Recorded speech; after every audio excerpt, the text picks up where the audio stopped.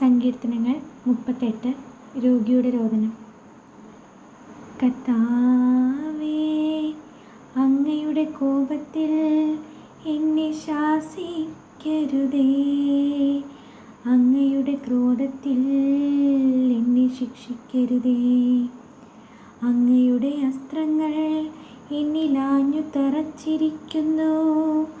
അങ്ങയുടെ കരം എൻ്റെ മേൽ പതിച്ചിരിക്കുന്നു. അങ്ങയുടെ രോഷം മൂലം എൻ്റെ ശരീരത്തിൽ സ്വസ്ഥതയില്ല. എൻ്റെ പാപം നിമിത്തം എൻ്റെ അസ്ഥികളിൽ ആരോഗ്യവുമില്ല. എൻ്റെ അകൃത്യങ്ങൾ എൻ്റെ തലയ്ക്കു മുകളിൽ ഉയർന്നിരിക്കുന്നു. അതെനിക്കു താങ്ങാനാവാത്ത ചുമടായിരിക്കുന്നു.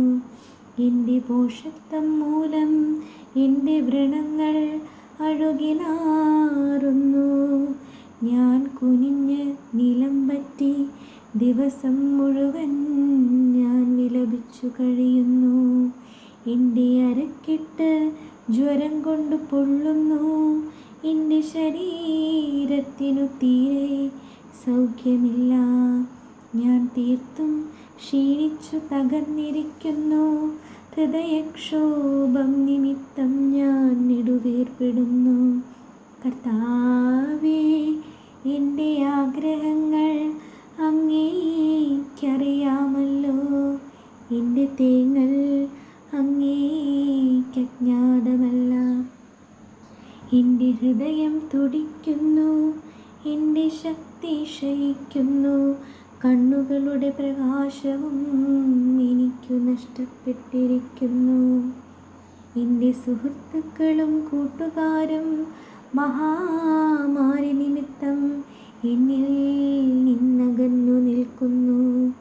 ഉറ്റവർ അകന്നു മാറുന്നു. എൻ്റെ ജീവനെ വേട്ടയാടുന്നവർ കെണികളൊരുക്കുന്നു. എന്നെ ഉപദ്രവിക്കാൻ ആഗ്രഹിക്കുന്നവർ വിനാശത്തെ പറ്റി സംസാരിക്കുന്നു. അവർ ദിവസം മുഴുവൻ വഞ്ചന നിനയ്ക്കുന്നു. ഞാൻ ബധിരനെ പോലെയാണ്, ഒന്നും കേൾക്കുന്നില്ല. വായ് തുറക്കാത്ത മൂകനെ പോലെയാണു ഞാൻ.